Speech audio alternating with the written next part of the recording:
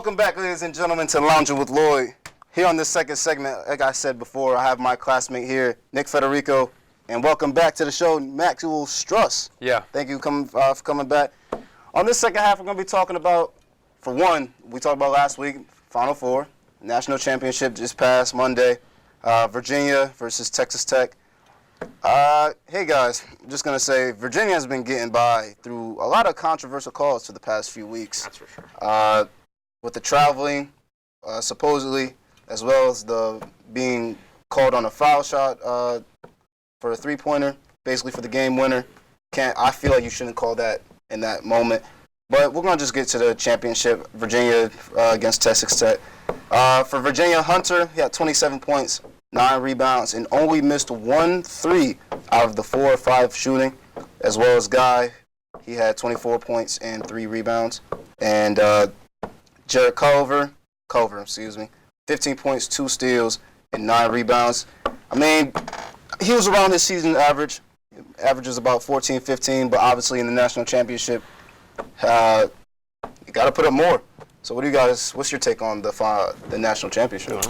Yeah, I mean, it was a really good game. I think Hunter was a guy I was really watching for because I think he really solidified his draft stock for the NBA. Definitely. With the 4 for 5 shooting. I mean, that's something he struggled with last year.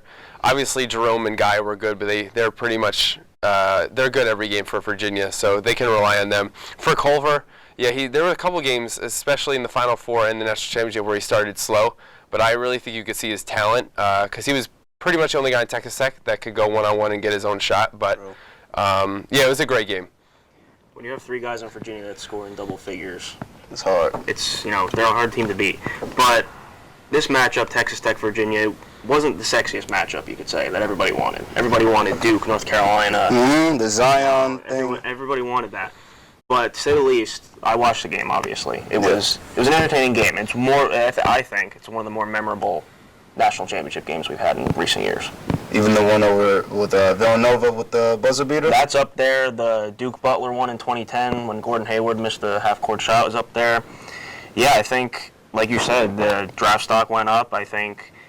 And it's really interesting to think that Virginia, being a 1 seed all these years, this is their first national championship. Yeah, that's unbelievable to think. That's what blew my mind. I really had to refresh in my memory on. I didn't know. I could have sworn they won. Yeah, won one before. In terms of I remember you mentioned Culver's draft stock. Hunter, for the most part, was guarding him all night. And as I want to shout out my man Stephen A. Smith. I watch him all the time. Basically increased his draft stock as well. Locking up basically the best player that Texas Tech's have and only holding him to 15. I mean, as previous games, the memory is escaping me now, but seeing him putting up, 24, darn near 30, and he only has 15 in the national championship. He's one of their consistent scorers, sure was. And going down the stretch, I remember he made the turnaround left-hand layup with almost a minute to go left, and then I think Hunter, I think it cut it to like 3 that layup. Yeah, it was late. Yeah, it was, and then Virginia came down, hit 3, and then tied up the game. And then it was like literally 45 seconds left to go in the game. And then they went into overtime. But, I mean, they got the job done, unfortunately. I was actually rooting for Texas Tech. I think we all were. Because it's the underdog. I feel like when you go for the underdog, it's always like that story where I just always relate it back to the Giants and the Patriots in 07. Patriots have a lossless season.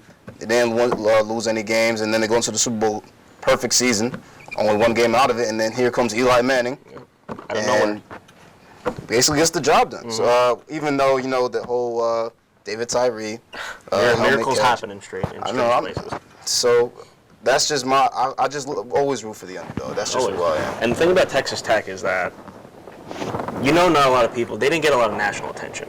True. So I guarantee you, not a lot of people knew about them, except for the fans. Patrick Mahomes, he put them on the map. Yeah. For obvious reasons. But it's nice to see. Even though they were 3 seed, they were a high-ranked seed. They were a high-ranked team. True. But I think seeding, as far as I'm concerned, seeding is just a number to me.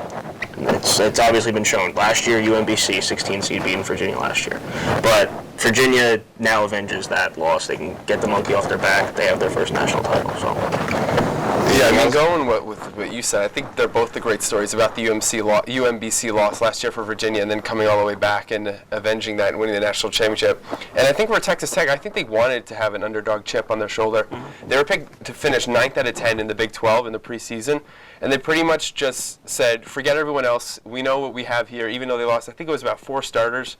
And Chris Beard, led this team defensively, becoming the coach of the year for college basketball, and they just rode themselves all the way to the national championship. So they're both great stories, and it was great for the NCAA to have a really good game in the final.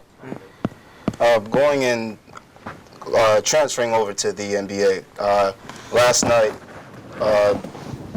it's bittersweet. Dwayne Wade as well as Dirk Nowitzki both called it Dwayne Wade has one more game tonight against the Brooklyn Nets, and AKA, they just clinched the playoff spot. What, 6 now? 6 or 7? Yeah, okay, 6. Dwayne Wade, 3-time NBA champion, 5 finals appearances. I can just go down this list. 13-time All-Star, 2-time scoring leader, 8-time NBA first team, 3-time. He goes on. I mean, this whole thing, even with the Paul Pierce thing, I don't understand where Paul Pierce gets to even think he comes close. From my point of view, you play the game for rings. If I got more rings than you, I'm doing something right. Regardless of who I had and who my teammates were. I have 3 rings. How can you say you had a better career, or you had basically you said I had a better career because I guess his credentials, but his credentials don't even match up with Dwayne Wade's. And then you can make the argument too that D Wade won one without LeBron, without Bosh. Exactly. That's the craziest thing. He didn't even win. That's the argument you can make. No, that's okay. That just blows my mind. He didn't even have a super team, so no one can say Dwayne Wade didn't never win it by himself. Right. At most, you could say Shaquille O'Neal. But Shaq was older. That's what I'm saying. He was on the decline of his career. So if you ask me, Dwayne Wade in 06 carried that team to a championship. Exactly. And he proved at that time, not so much anymore, obviously, because you have guys like LeBron, you have Giannis Antetokounmpo, who's a beast. But Dwayne Wade, in my mind, he's the best player to ever play for the Miami Heat. I know you have Alonzo Mourning, but he's the best player to ever suit up for the Miami Heat, if you ask me. Wade County. Yeah, exactly.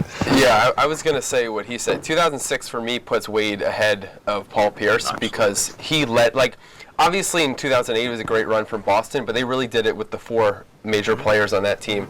And Shaq and Gary Payton have said in years previous that they went to Miami, and when they found out how good Wade was, they said this is his team. So with those type of credentials, I would put Wade ahead of Paul Pierce. I don't really know why Paul Pierce said what he said. Just a story. I don't think it was like ESPN went to him and just said, just say something ridiculous today. I really think he believes that inside, but I also don't know why he just said, I'm going to come out and say this. Well, obviously a player, sorry for cutting you off, but obviously a player is going to think they're the best player. If they were to step on a court in a 5-on-5 game, they obviously believe in themselves, but I don't really know what the point of that was. Go ahead, Nick. No, that's exactly what I was going to say. These guys are competitors. They do this for years and years and years. They're going to think that they're the best player no matter what. Yep, that's exactly what I was going to say. Well, no disrespect to Paul Pierce, a.k.a. The Truth, but, when you just look at numbers, numbers never lie.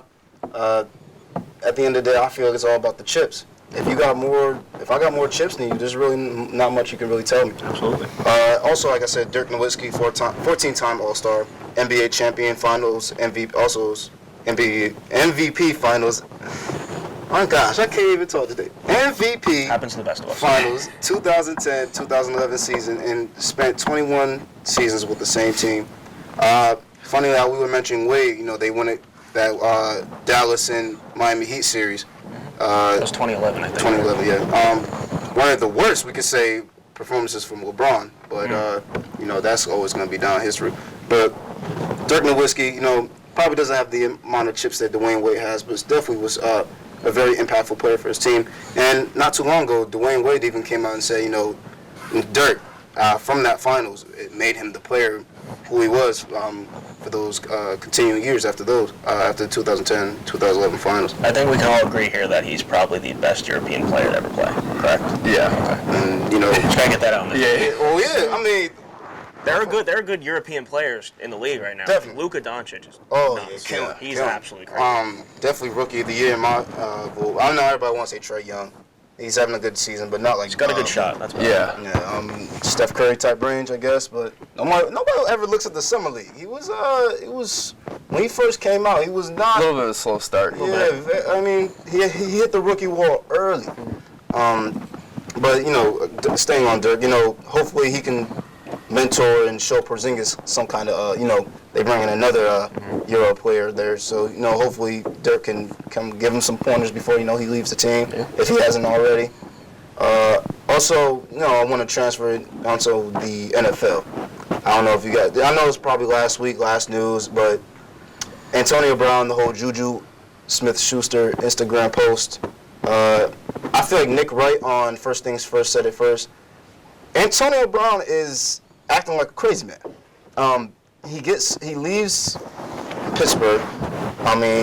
And I know we all see Juju led the team in receptions, and I feel like he just has to let it go.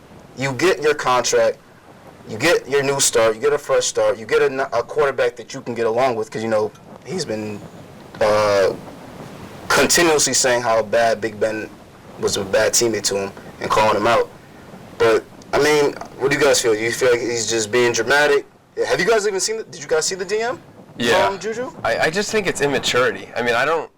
It doesn't really make any sense to me. And it was a fan who called out Brown. It wasn't even Juju at first. It was a fan that got personal. And I don't know if Antonio Brown's ever been on Twitter, but this happens a lot. So I don't really know why it hit a trigger, obviously. And yeah, it's just immature, and he has some sort of goal, but I haven't really figured out what it is, except it's just all about him. And I think he just needs to stop talking and pay attention to football, because he even talked about how Juju had the mistake in Week 16, but then after Week 16, Antonio Brown didn't even show up in Week 17. So I just think he needs to stop talking, in terms of my opinion. Now, Antonio Brown's to blame for everything he said and all that stuff. There's definitely something going on in Pittsburgh that we don't know about, though. In terms of what? You do believe, inside There's a hierarchy issue in Pittsburgh, I think. Big Ben's got too much power, if you ask me. I would agree with that. He's got too much power. Yeah. Yes, he's the quarterback. He's your leader. You can have other leaders other than a quarterback on a team. But, he's been there the longest. He's got 2 rings. He's been to 3 Super Bowls. I get it, but AB's a talent. Yes, he's a distraction too, but it's not just him. Le'Veon Bell left here. Now now I'm a little biased. I'm a Jet fan. I'm glad he's here, but we're gonna get to that. No, but there's definitely something going on in Pittsburgh, and they're a mess. They're a mess right now. Who knows how good they're gonna be this upcoming season? But we'll see what happens. Can Juju live up to the hype and be Antonio Brown? He doesn't want to be Antonio Brown. He wants to be Juju. He's got the talent, though. Absolutely. I saw a comment on Instagram. It was funny. He's like, how do you embarrass yourself by trying to embarrass somebody else? Juju, all he was doing is what any coach or even me would say to somebody in the upcoming profession. Like, listen, I'm trying to get better. Right. What can I do to get better? And if I'm asking for advice, I feel like that's what anybody would do. Sorry to cut you guys short. So I wish we could have got to the Giants and the Jets. Next time. I want to definitely next time. Go ahead. You have a podcast I do. Yeah, go ahead. Show it to the... Thanks for giving me some airtime. Of course. I have a podcast. Me and a couple of my friends run it. It's called Tri-State Sports Beat. We just talk about anything local area sports. We usually run about an hour and a half. And we've been in production for about a little less than a year. Oh, okay. So we have over 4,000 listens in less than a year. So I'm very proud of it. We work very hard on it, and yeah, that's pretty much it. Tune in. It's real cool. Definitely gonna have you back in to discuss the Jets and the Giants, as well as the Nets, even though the playoffs will be starting up soon. Thank you, Max, as well, for coming back onto the show. Appreciate you. Yep, thanks for having me again. Thank you again, Nick. Sure. All right. Thank you all for tuning in to another episode of Lounging with Lloyd. Again, if you'd like to join the show and talk about any topics that you may have, don't be afraid to reach out and email me at wilson.lloyd@student.ccm.edu. We'll see you next time. Have a good day.